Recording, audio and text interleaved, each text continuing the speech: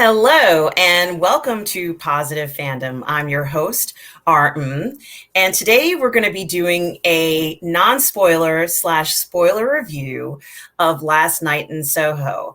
And I'd like to welcome my special guest, Catherine of Martinis, Gadgets, and Guns on the Phantasmagorium Show YouTube channel and the Unifying Force Show on the Virtual Cantina Network on that YouTube channel. Welcome, Catherine.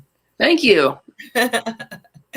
Well, I've been wanting to do this review with you for a while now, and I have to say I'm so excited about looking at Last Night in Soho. I remember the first time I saw the trailer, and I was obviously in the theater watching another film, and they showed on the screen this amazing clip of a young woman walking around and thinking about what things would be like, let's say, if it was the 1960s, a young woman who's excited about fashion and different things. And then we're treated with this sort of where we're brought into another era. And on top of that, once we're brought into it, it's a horror film to boot. Well, what were your thoughts when you first saw that trailer, Catherine? I thought it was like really just mesmerizing. You go from like the modern, like at the dorms and in the countryside. It's like, oh, okay.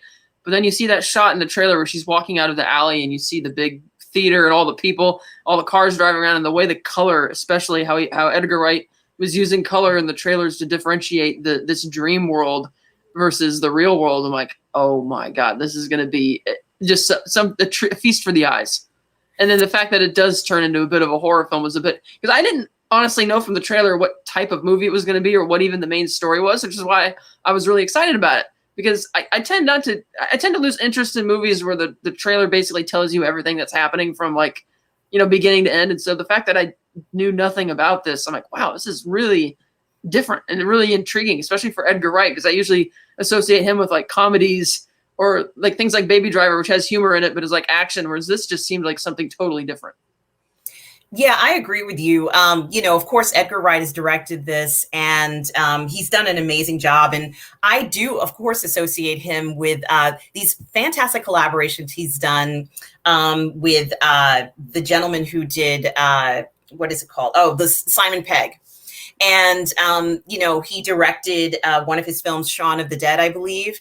And, so I kind of was familiar with his work with that. But he's also fantastic when it comes to writing screenplays for graphic novels. And so he really is such a diverse, creator. And I think that it's not a surprise that he's coming out with a movie like this, but it certainly is something fresh and new.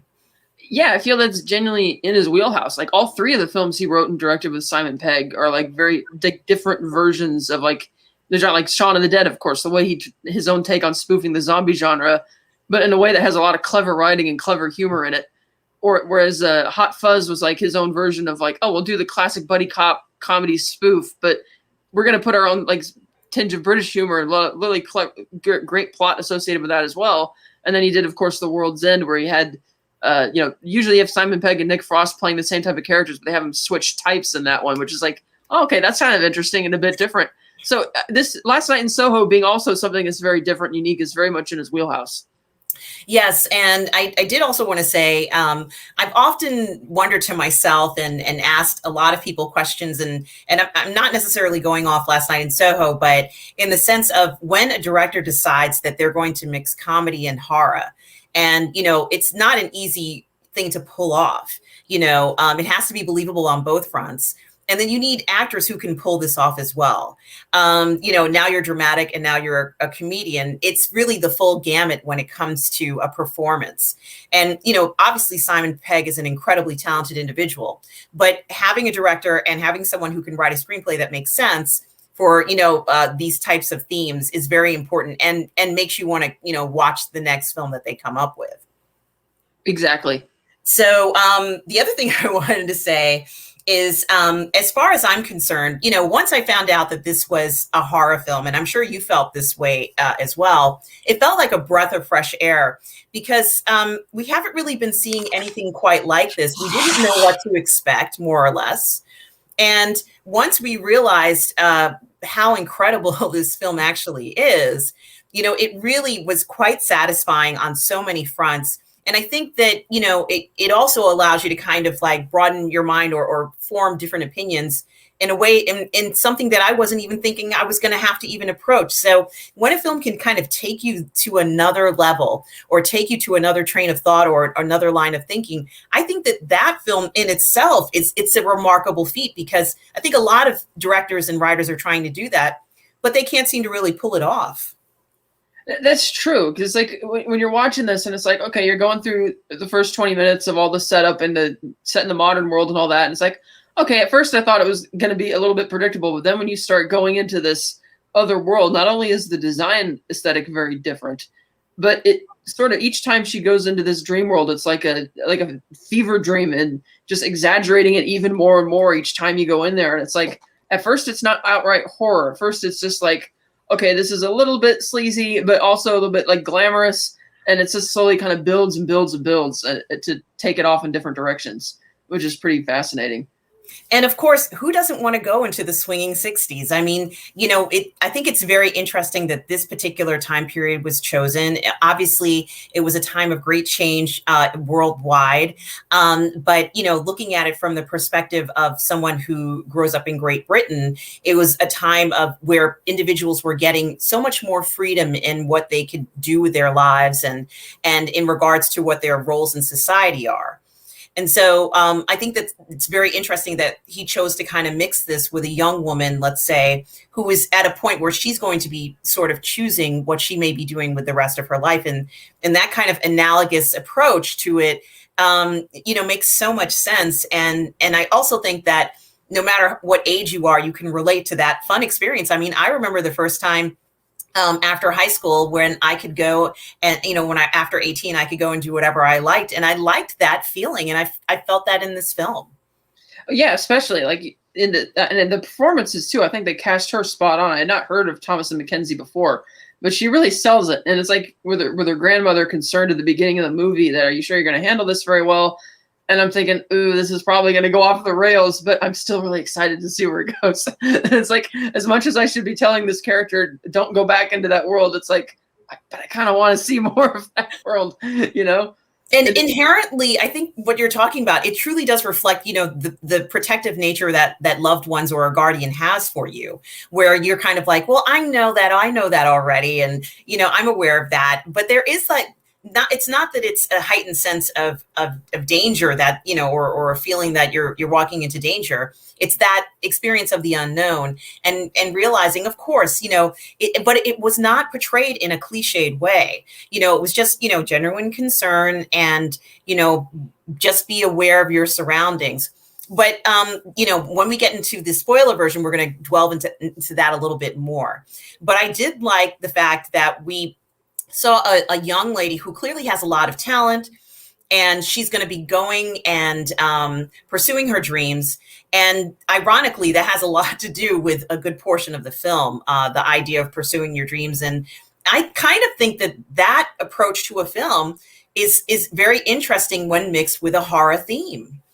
Yeah, and one of the things I also found that was really engaging about the characters, that at the start of the film, she's almost living in a time capsule herself, because she's out in the English countryside, but she grew up, listening to all of her mom's old records from the 60s and all of her mom's old fashion books and magazines.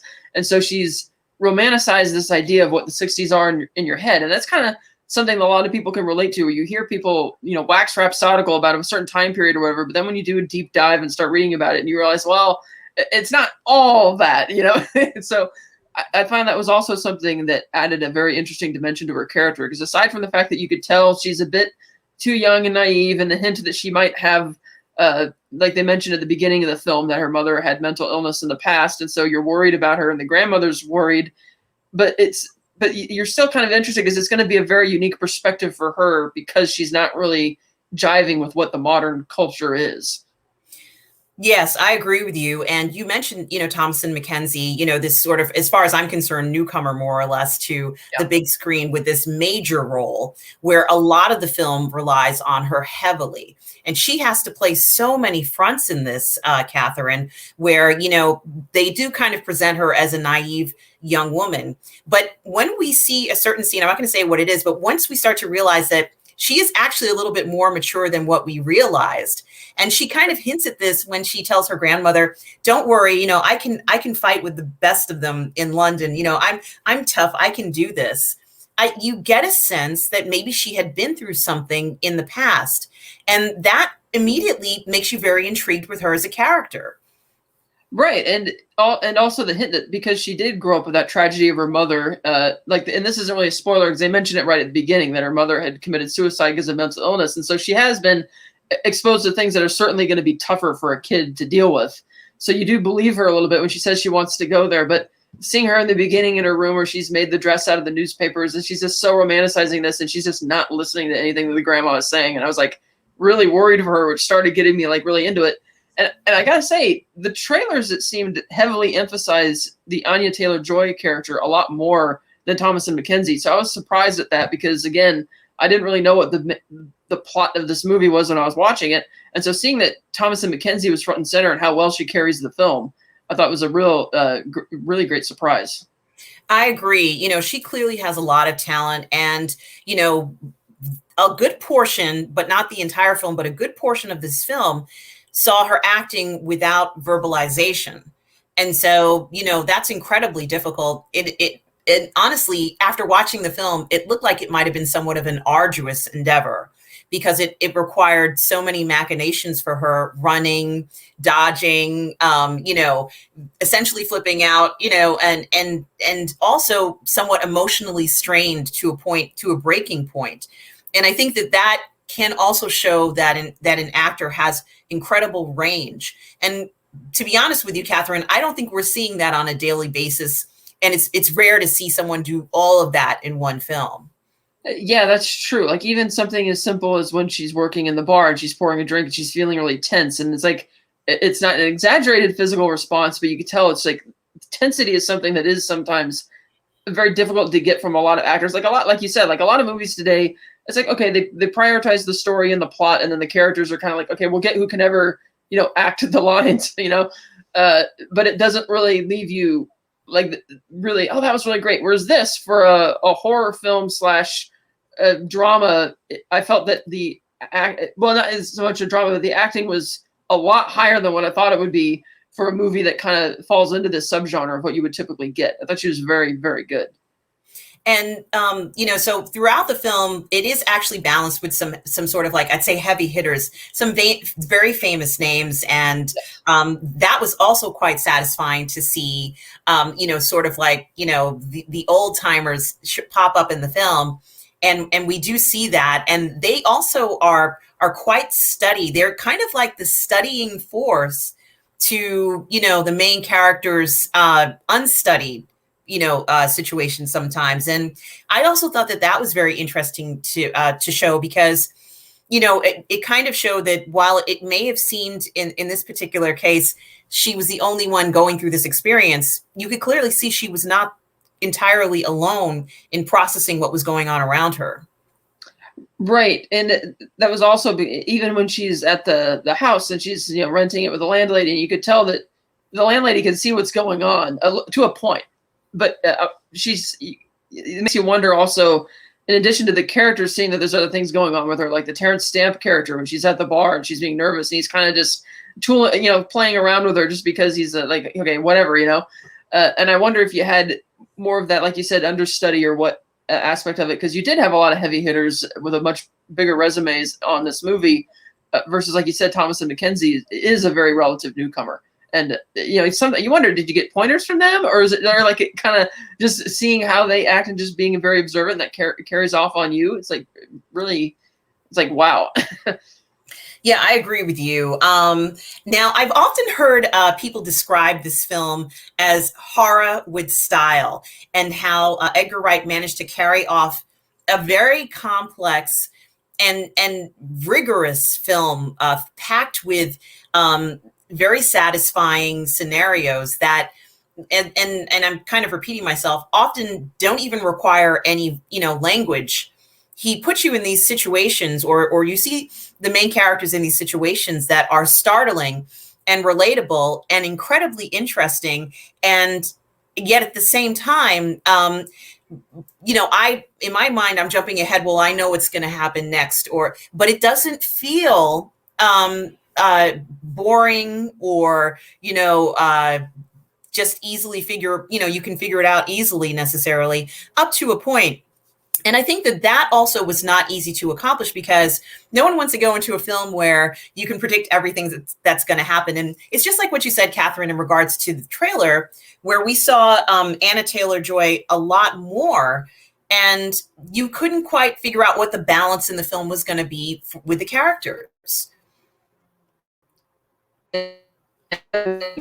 From the visuals, I think the soundtrack heavily influences that as well. Like, there's so many segments in the 1966 sequences where he just takes the camera through the environment, and with the right music, because of course he very meticulously picked which songs he wanted for these particular scenes, and so it very much feels like, yeah, it's almost like a silent film in that way. Like, you don't really need it. You could feel that you're visually seeing the whole story unfold before you, but you don't need all of the intricate dialogue and stuff to really see it, especially the first major scene inside the nightclub, when she first goes in there. I feel that whole thing is just more like a musical almost, in a way, that's very interesting. And, this, we always talk about horror films and obviously the influence of sound, the soundtrack.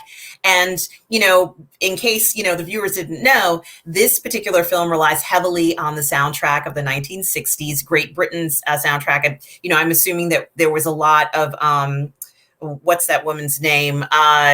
Dusty Springfield style songs, these beautiful songs that often talked about love, and, felt quite, like a flower was blossoming almost. And, this new realization of feelings and emotions. And a lot of the songs reflected overwhelming emotions, as far as I'm concerned, when it comes to their lyrics and the music. And that, I think that also carried and brought you not only into the 60s, but into what was at stake and what would become at stake in this particular film. Because, it's not, as you said, it wasn't entirely apparent from the trailer, but, obviously the character played by Anna Taylor-Joy does play a role and has this connection to the lead character.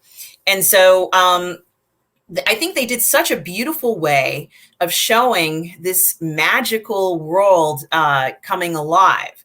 And, obviously from the trailer, we knew this was going to happen, but, we didn't know how it was going to happen. And I think that the way that they did it, the way that it was executed, and also the funny and interesting machinations they used to just keep you connected, so you are still, aware of who's aware of what's going on, was incredibly clever, and must have taken so much work to accomplish this.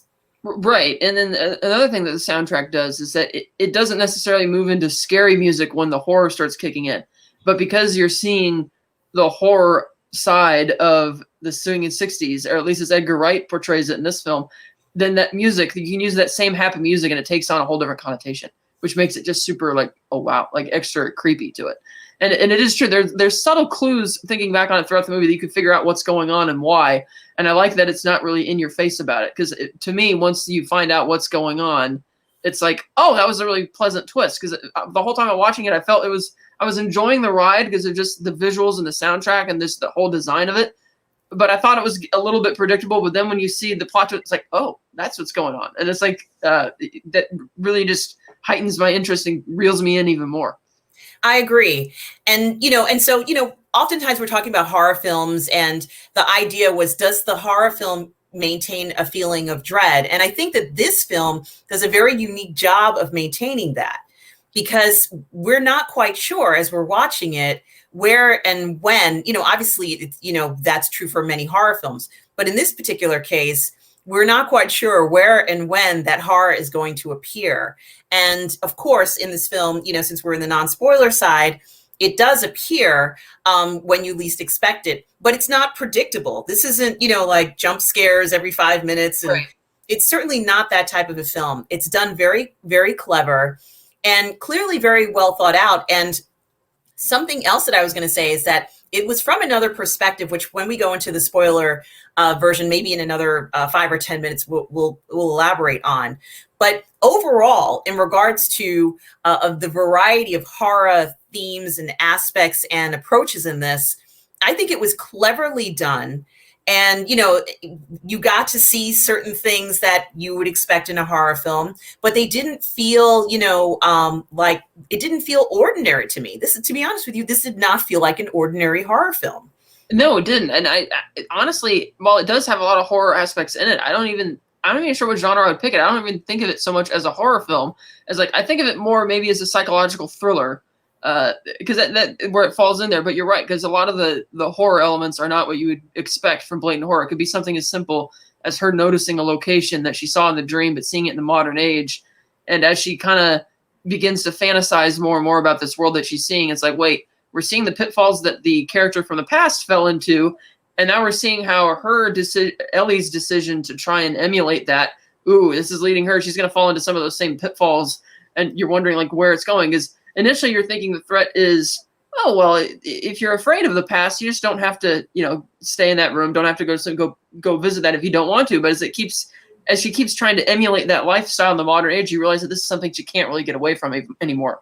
And that's a very good point. Right. And since they did add the suspected mental illness component to it, because her grandma's always calling her and is concerned about it, that adds another realistic layer that she can't really get out of it because it's kind of mentally beyond her control.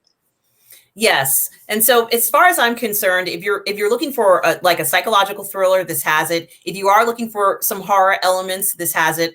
If you're looking for drama or even a costume drama for that matter, this kind of has that. If you're looking for something, that was the other thing I was going to say. Sometimes films do marry, two different eras together. And I've seen a few of that, few films like that occur, and I loved them. And this one did that. So that was something else that I was very attracted to.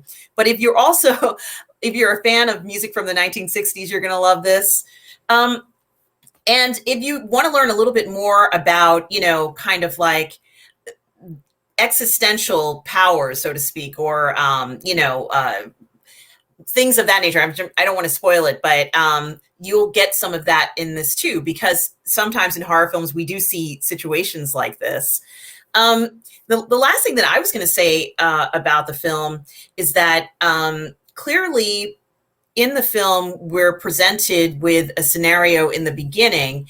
And I think that in regards to making choices, I think that in regards for the main character to be presented with a scenario that feels one way versus another, I wondered if there was some situation in regards to location as to how she would have these feelings and emotions. And I think that, as you mentioned, it does follow her around, but I wondered to myself, what was the triggering mechanism?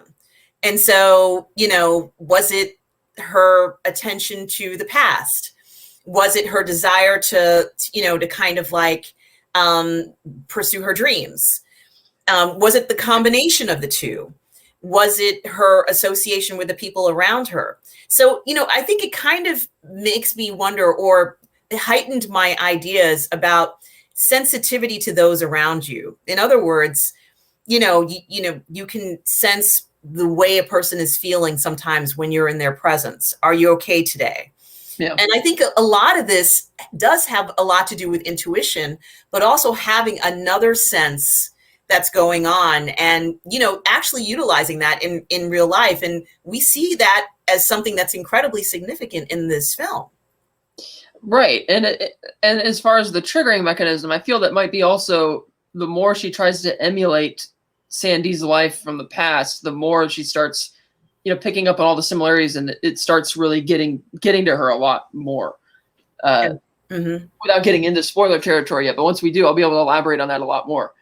Well, I did want to ask, what else did you want to say about the film before we get into the spoiler parts? So the whole, I was asking our other friend Bunny and Snipe from the PGS about this because he's in London. He says, yeah, their version of Soho, it's yeah, some of it was a little sleazy and it was a party scene for a while, but he was talking about how yes, it's very much an exaggerated fever dream, which I kind of felt while I was watching it. Even though I've never been to London, I don't really know about their Soho, but I did feel that you could just tell the way Edgar Wright shoots it and the way that Ellie sees these things through the flashbacks, or not the flashbacks, but through the 1966 sequences. That okay, I can totally buy that stuff like this probably definitely happened in that world behind the scenes, but it's so blatant in some areas here that I'm like, okay, this feels like it's trying to be a bit more of a nightmare, and so it makes me wonder what's the real Soho versus what's the the fake Soho. Because even at the end of the film, in the end credits, they do a montage of what Soho looks like.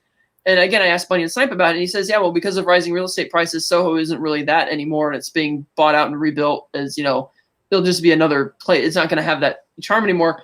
And I thought, okay, that's interesting, because the way Edgar Wright was sort of trying to give you that montage of showing everywhere that you've seen, and now you're seeing it in a different eye now that once the story reaches its natural conclusion.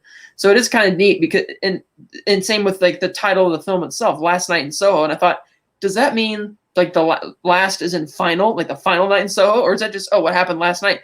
And it's sort of like a little bit of both, because on the one hand, yes, she goes there each night and you're seeing the aftermath every time she wakes up and how that affects what's going to happen in the rest of her day. But it also is showing this sort of almost like Edgar Wright's trying to put a nail in the coffin of this romanticism that a lot of people infuse onto the swinging 60s, whereas you see what's actually going on back there. And of course, you have to exaggerate it on film to really get the point across a lot more. So I thought that was really kind of an interesting dichotomy there. I agree. It is a double entendre, right? Yeah. And I think that was also very clever to look at and to, acknowledge. He purposefully had those scenes at the end to show you how changed the place really is. And it looked very stark. It didn't have the same hum and buzz to it that, we see in the trailer. And so you might say, is this the same place? Yes, it is the same place geographically, but clearly something has been lost. And that reverberates in the title of the movie. So, if honestly, if you're looking for, you'd have to put so many labels on this. This is an entertaining ride that brings you into another era, but also provides, thrills to you, and, are some very interesting analysis of, lifestyles and, people's situations that you were not expecting to look at once you went into it. So, I enjoyed it thoroughly. And I think this might be the right time, Catherine, to get into the spoiler version of Last Night in Soho. So if you're listening, we're going to do the spoiler version now. Yay! So, I have to say, Catherine, I just was over the moon when I realized how much music was in this film. And, seeing how dependent and how you can utilize, like you said, music in a horror film. But we also saw some beautiful performances. And I took my mother to see this film. And she was singing along because, she was a young woman during the 60s. And I even found my mother saying things, well, she better be careful. And I thought that was so funny, because there is a sense of danger in the film as she ventures off to, London, as I said, seemingly very innocent, but we know that she has this past of having some difficulty in her own mental health. Right. And when you're seeing how she's, they did the whole thing with the very 80s type, bully, and you're getting how she's really not feeling comfortable in this, just in a modern environment where people nobody was being rude to her. They were just kind of, hanging out, having drinks or whatever. I'm like, if you're not doing well there, I mean, I suspected that obviously the 60s are going to have a darker side to it precisely because it's way back then in terms of how different the culture is. And it's almost like I'm worried for her, like what's going to happen when she finally gets back into that. And so as far as the triggering mechanisms, like when she goes into the Rialto the first time and she sees Sandy give the audition, and it's like, and then when she comes out of that dream and she actually sees the Rialto for the first time in the real world, and she's like, oh, she's kind of impressed by that. And then she decides that she wants to start dressing like Sandy. So she goes into the shop across the street. She wants to buy the dress. She doesn't have the money. And I'm thinking, oh, this is how you're going to get sucked into this world. For Sandy, it was trying to become a lounge singer, but ended up being a cabaret dancer and abused in the background. Whereas for her, it's like, you're going to have to get a job at this kind of pub, which is fun and normal people there, but a crowd that she probably wouldn't be able to handle that much, given how uneasy she was even in the simple dorm room party. And I'm like, she's going to get sucked into something in there, because of course they do a really clever way of keep teasing you about the Terrence Stamp character and how Edgar Wright uses these edits to get you to constantly think that he's the Matt Smith Jack character from the past. And so I'm thinking, oh geez, she's going to get taken advantage of by this guy or something. And as she keeps trying to emulate Sandy and the whole romanticism of it, you're seeing how that's kind of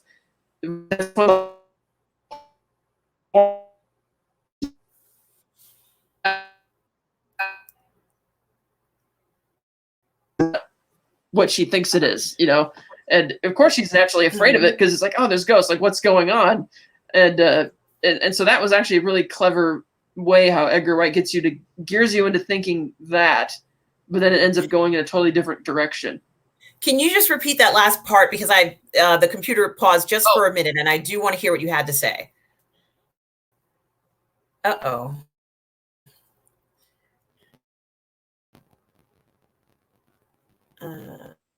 Okay, there it goes. Yeah, so he's using all these cuts to trick you into thinking that Terrence Stamp is the bad guy. And so you're kind of worried for her, because, okay, she's working in this pub, and if she can't handle a simple dorm room party, she's not going to really be able to handle this. And you think she's going to get taken advantage of. So the more that she keeps trying to emulate Sandy, the more that she starts seeing these ghosts, because it's almost like she's becoming more and more intertwined with who Sandy was. And as we understand it, the reason she's able to connect with these ghosts is because for some reason, I mean, admittedly, they don't really explain it too literally. Like, they only seem to be able to communicate with her at first at night. And it's hinted that because she had this ESP ability from the beginning, that's why they're able to reach her. And even, you know, the landlady Alexandra tells her that, oh, you know, don't mind the smell in the summer. It gets really which we find out why, because some of the bodies are in there. But I noticed that not until the very end of the film, Alexandra doesn't go up into the loft at night.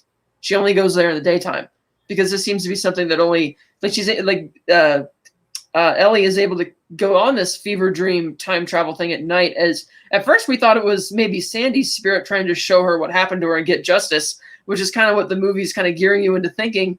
But then you realize, no, it's the ghosts who are trying to clue her into what was actually going on, so that they can apparently transcend after, you know, finding peace. Which, I don't know how you felt about it. I thought it was a little bit mixed, because on the one hand, Jack's a creep, and there's no getting around that. I was like, he had it coming for sure.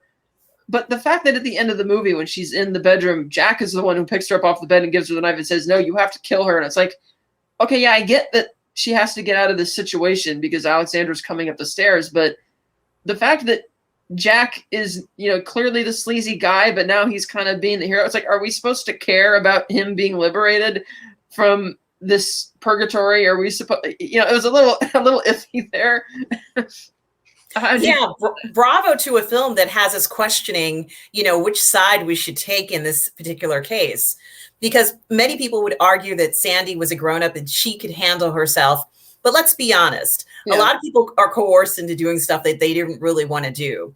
And what I found interesting with the character played by Terrence Stamp, the former retired cop, is that we do see where he would go into this club for the sole purpose of trying to get women to say no to their, you know, to their pimps.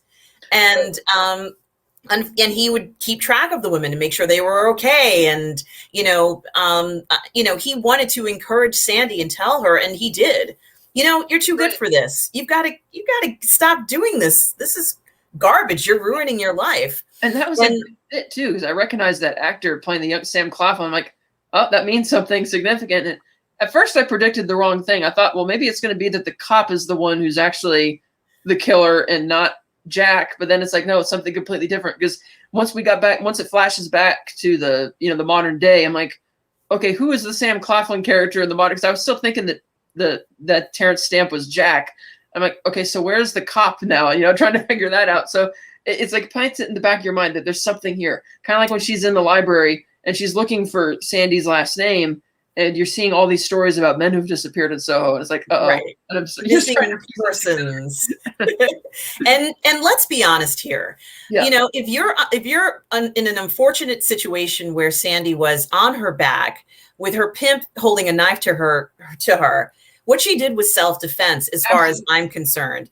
Now, I know that, it's an unfortunate position that she was in. And we saw a lot of that. And and it was not cliche, we saw in the club, there was a lot of unfortunate positions and compromising situations that these young ladies were in. The fact of the matter is that, remember that wonderful and compassionate Ellie clearly told Sandy, look, I know what you went through. I understand it. And Sandy is like, well, how could you know this? It's not until the end that we realize. And Sandy comes back and says, that's how you knew, when she looks. And this is something else we haven't spoken about, is the fact that we got to see what Ellie could see. We got to see Ellie in the mirror, her mother, and Sandy. And we got to see these realities, the connection for us, which was needed, because as the viewer, we don't have that emotional connection that Sandy had. So a way to portray that is to show it in a mirror. Right. And because that's kind of another interesting thing the film does, is that initially in the flashbacks, they show her as an observer watching these things happen, but they make it clear that she is physically experiencing the same thing Sandy is. And it's like, okay, he's just having her appear as an observer, as like a device for the audience to understand what's going on, and that she can't really control what's happening. It's like she's in Sandy's body experiencing these things, but she's like living Sandy's choices and not being able to make her own choices while she's there. And the fact that she does have like physical evidence of what happened when she comes back, it's like, okay, that's how she knows what's going on, because she's able to experience it, which adds a whole other layer to it. And yeah, like I thought that I liked Alexandra as a character, especially that reveal when you find out that she's the one who's actually been killing all these people, and you could totally understand why. And it's like, yeah, 100%. But then it's like, it does that interesting thing where it's like, on the one hand, I feel really bad for Sandy, but on the flip side, I want Ellie to live. I don't want, Alex. That's what I kind of like, because the movie does play around with your allegiances. It really does. And rightfully so. I also think that, it's never all or nothing, is it? Life just isn't all or nothing that way. Sometimes people do forgive.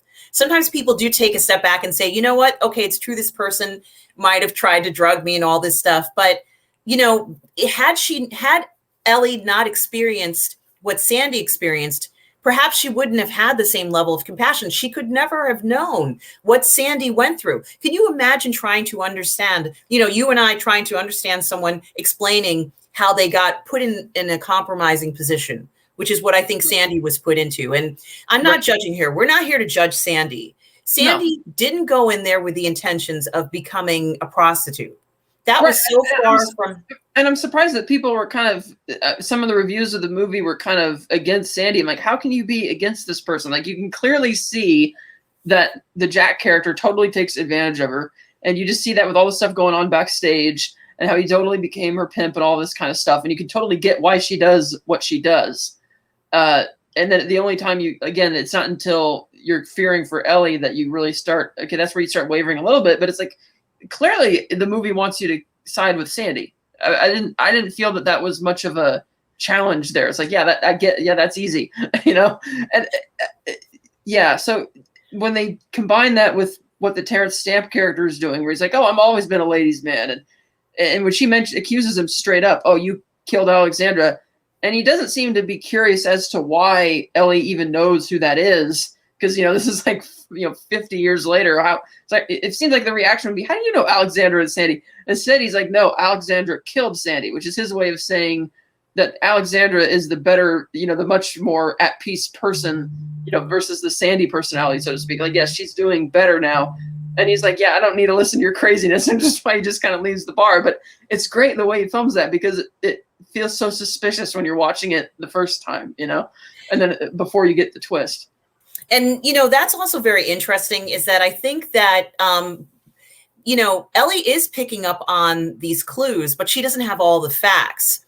Perhaps the Terrence Stamp character would be seen as suspicious because he's going into the Rialto, this bordello, and, he's not stopping anybody from doing it, perhaps. We don't know. But, if you look at it from that point of view, perhaps he was not, since 1960, I'm not going to say this is the situation, but perhaps as a police officer at that time, he could not stop the prostitution from happening Right. at that establishment, but he could go in and Yeah. say, you should stop doing this. And so this is something that I think is very interesting. It is, Because it's 1960. And, I don't know what it was like to be a woman in 1960. Like, I can't even imagine that era. I know what it was like to be a woman in 1980 and on, and I've seen the changes, but 1960, coming right off the 50s, such a, from a very conservative period, especially in the United States and probably in the United Kingdom, being a woman and kind of declaring herself to sort of be this free person, while that's what she desired, she actually became sort of like a chained person, didn't she? Oh, exactly. Because she goes there and she's a very take charge type attitude. Like she such confidence when she walks in there. No, I'm gonna be your opening act, or your headliner act rather. And he's like, well, do you have any past? It's like, no, I'm gonna be. And he's like, okay, you have to prove it to me, kind of thing. And you kind of see where this is going. And on the one hand, he tries to look nice when sweeping her off her feet away from that other weirdo creep on the dance floor. But you can see where it's going. And so when you cut back to the future and see the Terrence Stamp character and how Ellie's kind of uneasy about him, but he's not really telling her that, hey, I'm just, a regular guy. Because like when she insists that he might not have been a ladies' man, he's like, well, I still am. And he doesn't realize that she suspects that he's a killer, which is why he kind of keeps playing around with her, because he's just being innocent and fun. And it's not until she starts going a little nuts on him that he's like, okay, I'm going to leave. And I also like, Catherine, how they chose to, of course, they associated the music and going to sleep with going into the world of the 1960s with the Sandy experience, the young Sandy experience, and how it's not until Ellie finds herself as an observer or in the audience of the Rialto review, that she finally realizes what's going on. And I think that just like, the audience, just like the viewer of the film, it's not that I was entirely naive, but I didn't want to believe that, Sandy was being sort of led into this world. And, so when we see the review and we get to see Ellie's response to it, and that wonderful scene where she sees the woman, singing the marionette song, and of course it's a burlesque show, right? Leading up to, these men picking whatever woman they want for the night for whatever dollar amount they're asking for. I love the sequence where Ellie, continues to kind of assume the role or relive the experience. The reason why I liked this part was because I would like to believe, although I can't say every single experience that Ellie had mirrored that of Sandy, but I would like to believe that Sandy did at some point, we didn't see everything, but Sandy probably was like, I don't want to do this. I got to get out of here. And I think that she did run and try to get away. And this was another element that I find incredibly interesting. Right. I don't know if Sandy, as a young woman, was able to get away from Jack. What are your thoughts of this? Yeah, I thought that was a little interesting too, because I also got the sense that even though she's going in once every night, I feel that there's a lot of time jumps in the past sequences, because you go from her first meeting Jack, they have a fun night, then you go from her doing the Rialto thing, and then all of a sudden we jump far ahead where she's already being pimped out and all that kind of stuff. And it feels like there's a lot of stuff we're missing there. And I feel that the reason Ellie kept going back after seeing what was actually going on at the review was because she was worried for Sandy and wanted to see, is she going to get out of this? Is there something I could do? And so once she starts suspecting what's actually might have happened to her, that she hadn't been killed, that's where she really, like at first it's almost like she's fantasizing about Sandy's life and still wants to emulate her. But once she sees the horror of what happened to Sandy, that's where she starts noticing that in her own life. Like when she's in the scene when she's in class and she's put the dress on the other student, and then she just has this really freaked out response because she sees Sandy. And it's like, almost like she feels an obligation at that point that I have to solve this. I have to figure out what happened to Sandy. And that's where she finally starts seeing the ghosts, almost like the ghosts wanted her to make some level of connection so they could start reaching out to her. Like that great sequence in the library where I like how he doesn't deliberately draw your attention to the fact that she's just seeing regular people. And at least not until she gets to the moment with the scissors, which admittedly they didn't really, like, how's she going to get out of that one? She just kind of runs away And it's like, well, the bully's probably still going to go to the cops, and you're still going to have to find your way out of it.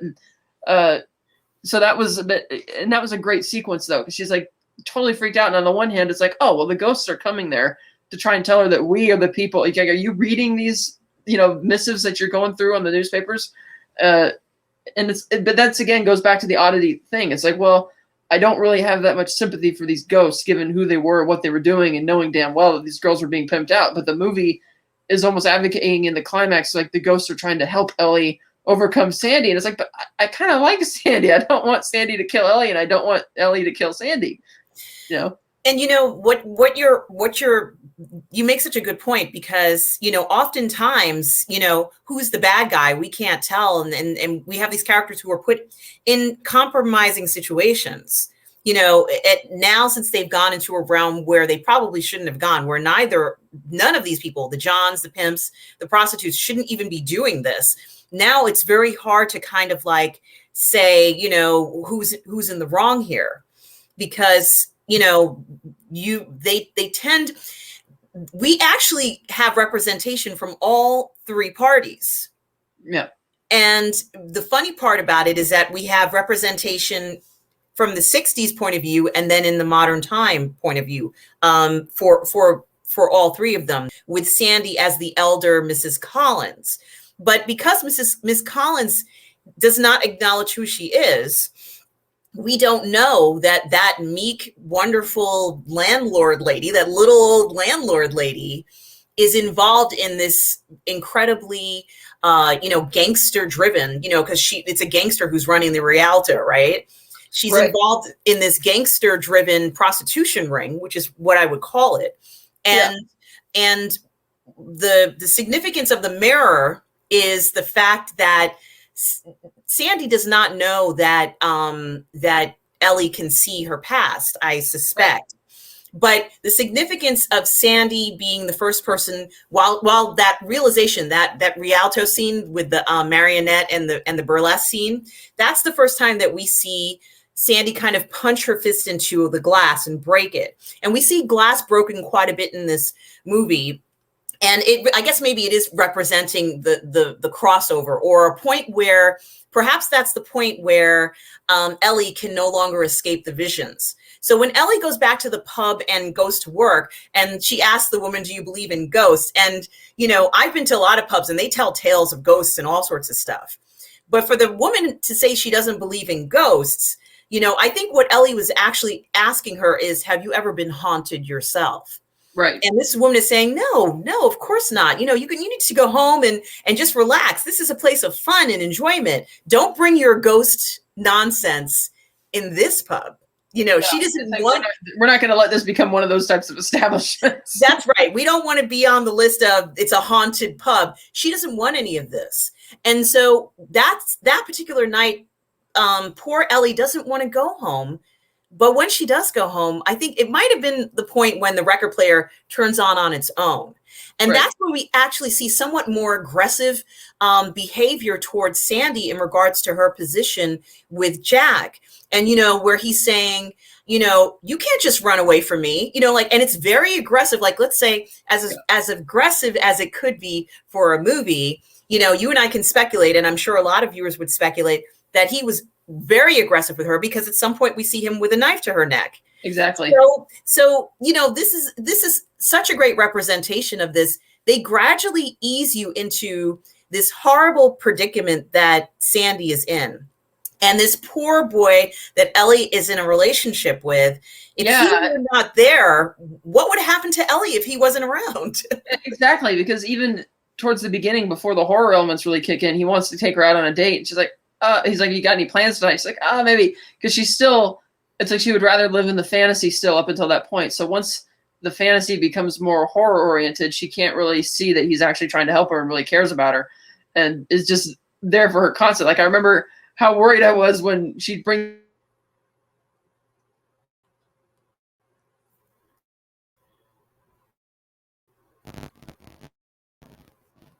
things. I figured that something was going to happen when he comes back up there. Yes. And yet I was surprised to see that what happens is she has that vision. And I guess it's because they're about to make out in the bed, And so that's like when the ghosts feel that, oh, you're physically close enough to what, Jack was, granted her boyfriend is not a bad guy at all. He's a wonderful guy. But then that's when she's able to see what Jack did to Sandy, or what which essentially is still accurate. It's like, yes, they film it in a way that she sees him stabbing her, because that's essentially what Ellie is perceiving is going on anyway, which it may as well be, given how cruel and aggressive that he is.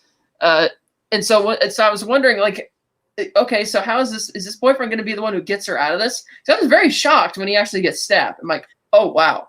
I thought he was going to be the one to come in, and I would expect that if Ellie had not jumped out of the room to tell him to run, that maybe Alexandra wouldn't have stabbed him. She would have just tried to, shoo him away.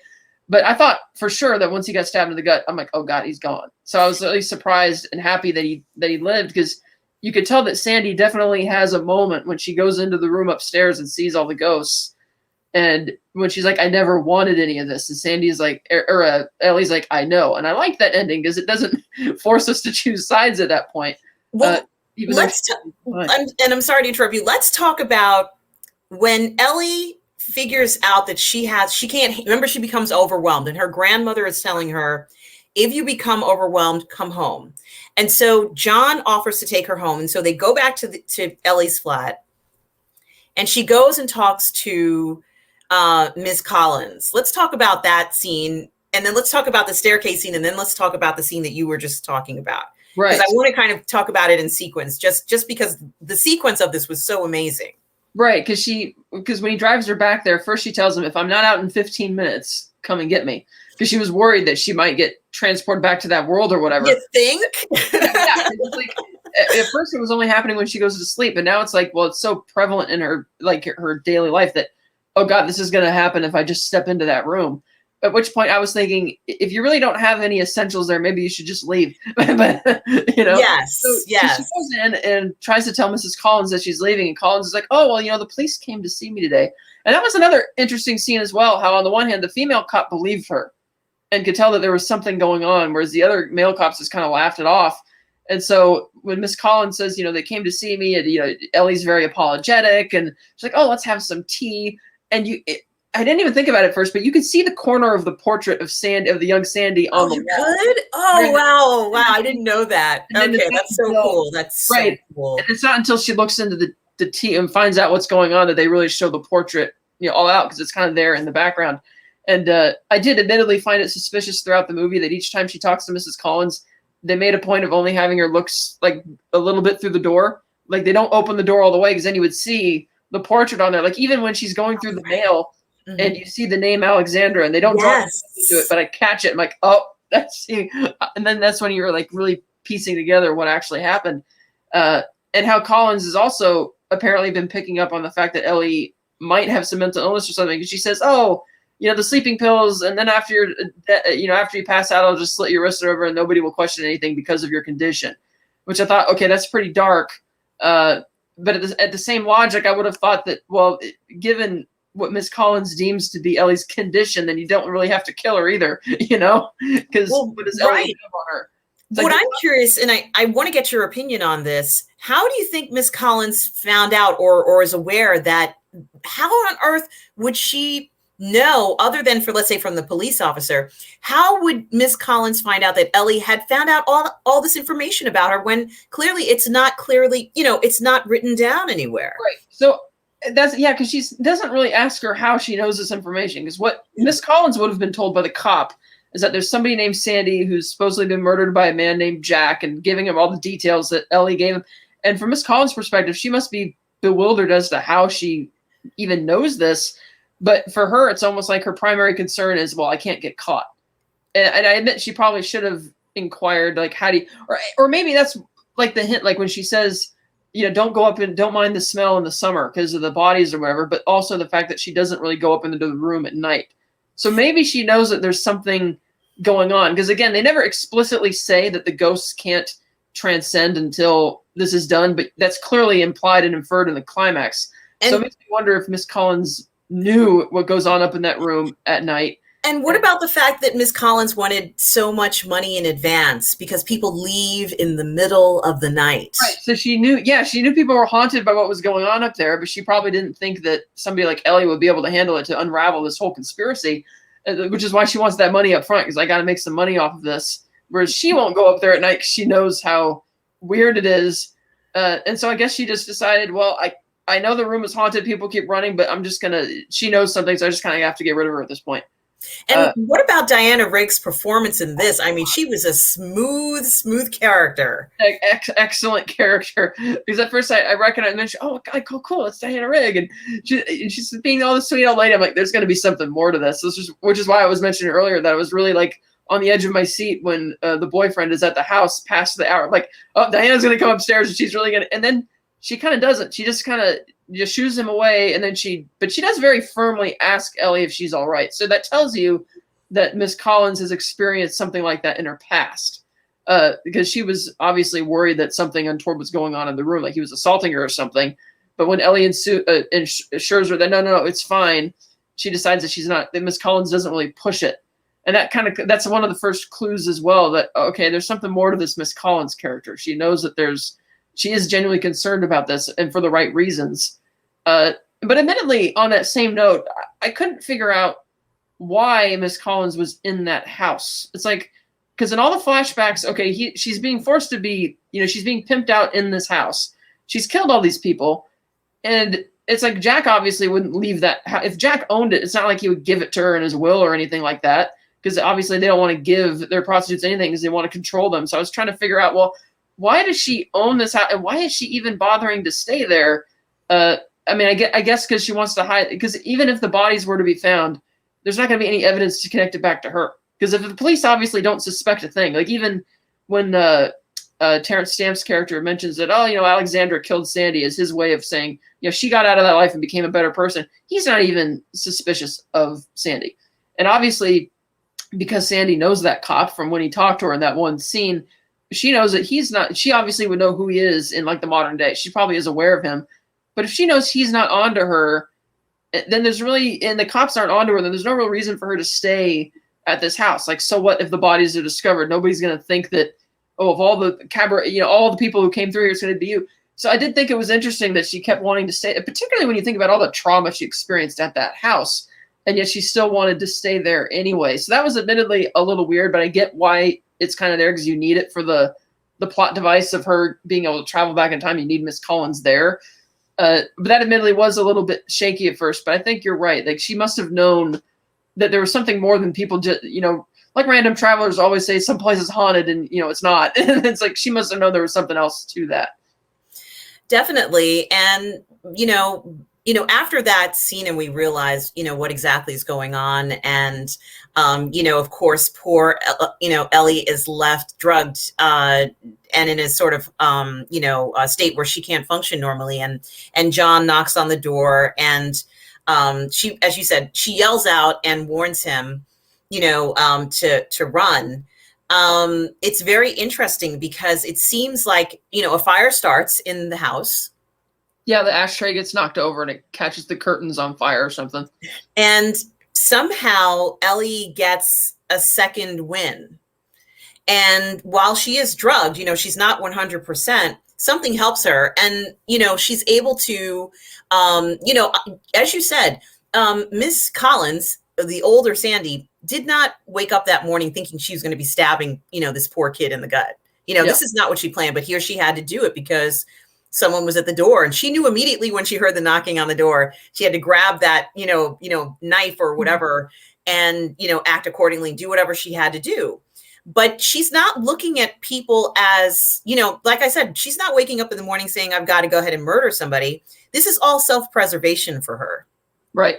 And I think that that's kind of like a different motivation. Yes, she doesn't want anyone to know about the murders. It's true. Or the killings, or however you would classify it. But it really is self-preservation for her. And this is probably the only thing she's ever known. She's lived in this place since 1960.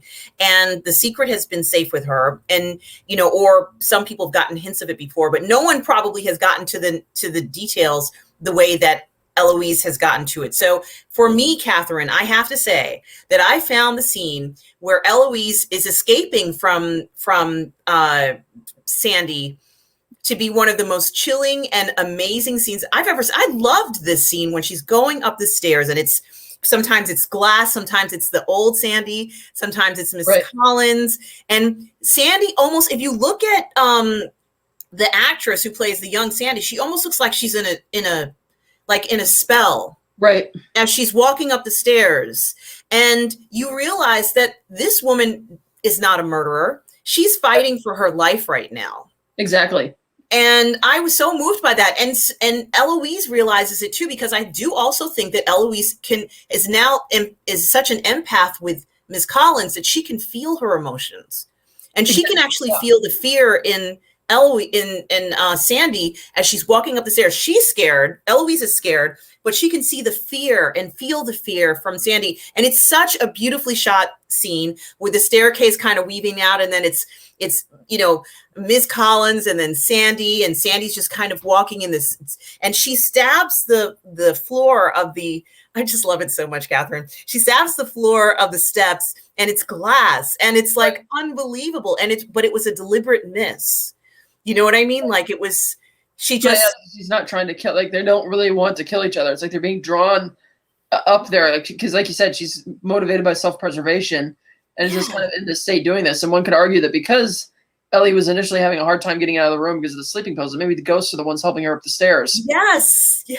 Because they know that Sandy will be able to see them if they get into the room at night, which is ultimately what happens.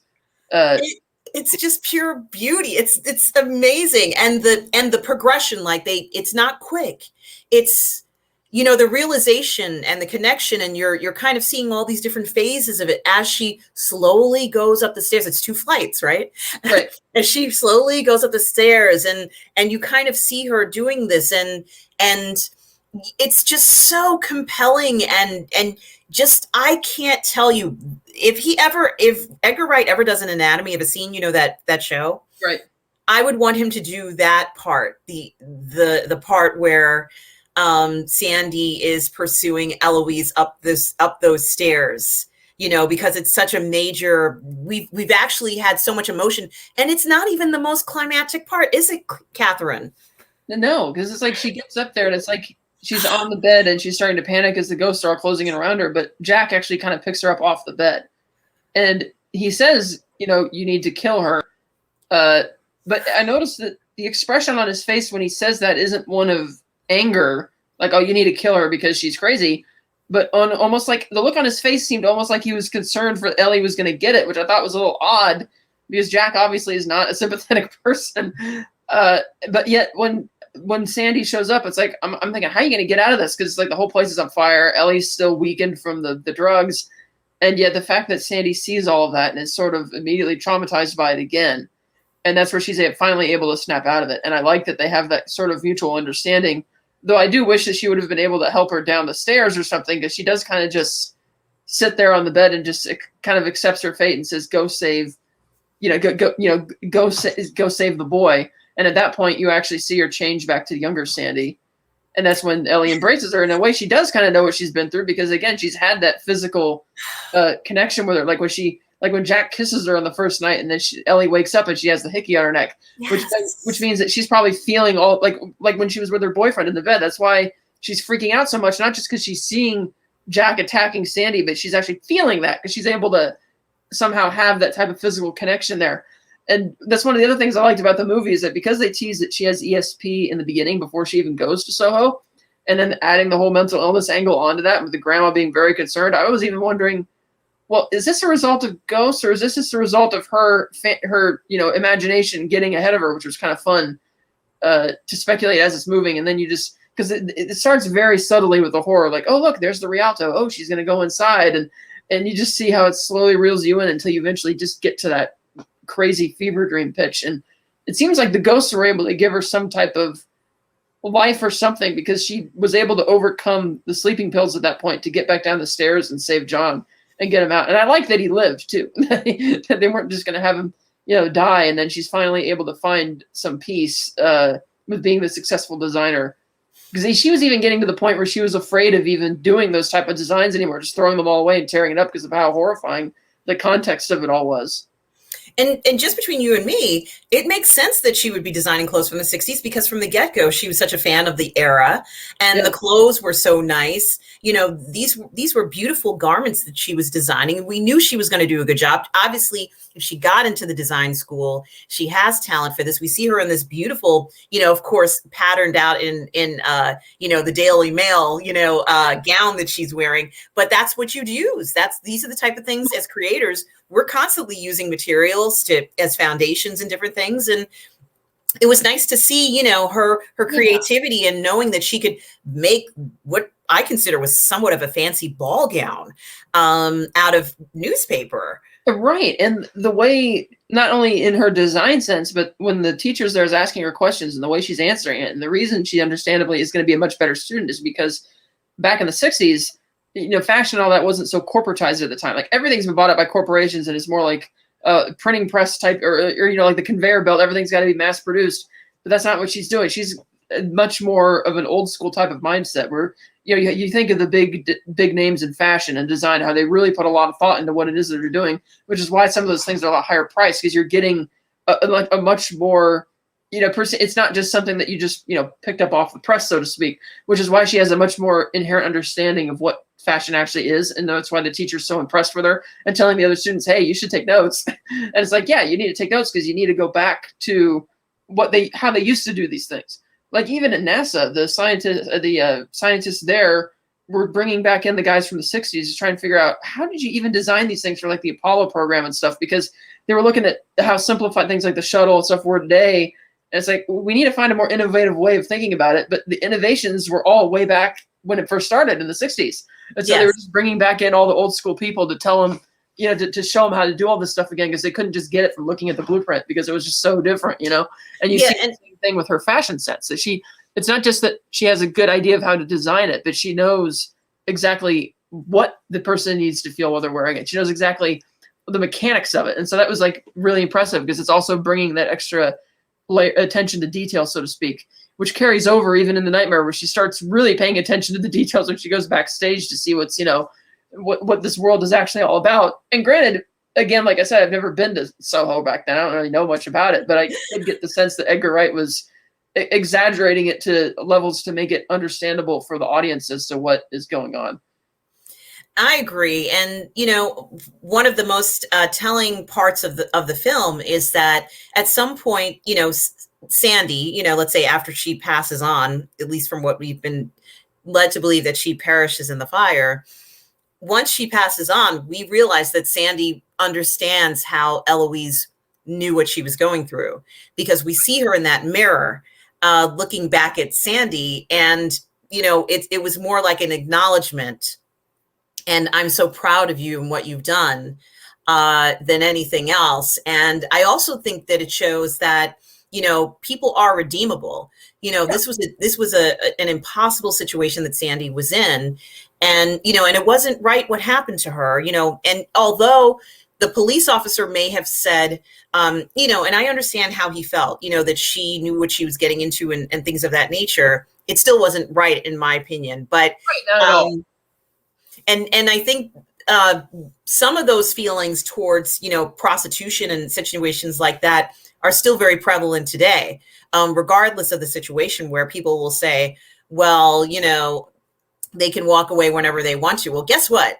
It's really not true. So, you know, it's unfortunate, but I think that overall, when you look at this film and the balance between Eloise's visions and her ability to figure out the whole thing, it was a wonderful puzzle, a wonderful ride of twists and turns, and so beautifully done. I mean, the editing on this must have been like so incredibly difficult. There were so many angles and there were a lot of shots where someone was like this, and it had to be right, Catherine. It had to be perfect, or else we wouldn't have believed it. Yeah, because that's another thing too. Like the edit, like the angles, just in how he films. Like at first, when he wants you to think that Terrence Stamp might be the bad guy, the way he films him, even, and how short some of the cuts are. Like when Ellie passes him in the street, and they really want you to kind of be, you know, almost afraid of this guy. And then you see, in contrast to how they show him in the past, And then when you realize that they're not the same characters, the way he films it completely changes. And it's like, oh, like in his final scene when he's down in the bar and she's outright accuses him, he feels more like a normal guy. Like the scene starts a little tense when she's waiting to figure out where she gets her cell phone out and is secretly like recording it. But once he starts talking, the tension kind of relaxes a bit because now Edgar is showing us that no, this is not that person.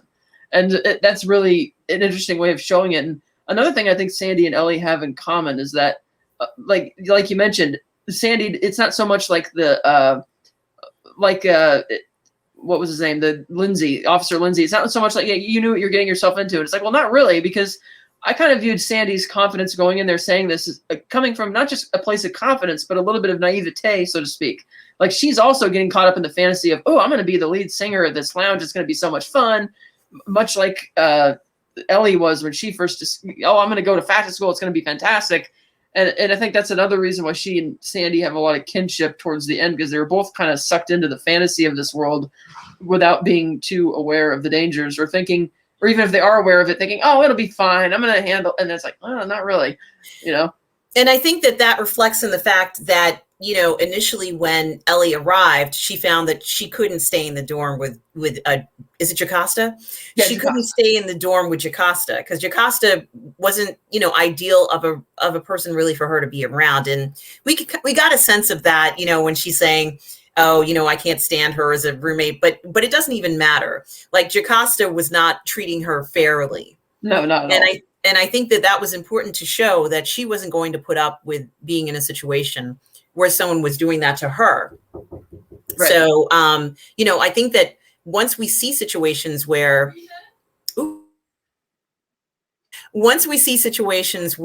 a person isn't treated fairly, Eloise was able to say, I'm not going to put up with it. But we saw a situation where Sandy, when she wasn't treated fairly, she wasn't able to get away from it. And so maybe that shows a difference in the generations now, where perhaps in our time, it is easier to get away from certain situations. Not all of them, but, I think that was very interesting. But I also think that Eloise realized that she felt some responsibility towards Sandy. Right. That's why she kept going back, because she was like really concerned and wanting to find Sandy. And that's why she was going out of her way, even though at no point did I get the sense that Ellie thought that Jack was still doing those things in the future. Even though, granted, Terrence Stamp didn't turn out to be Jack, I didn't get the sense that she thought he was still doing this. She just felt obligated, like, I gotta help Sandy and get justice for Sandy. Which is yes.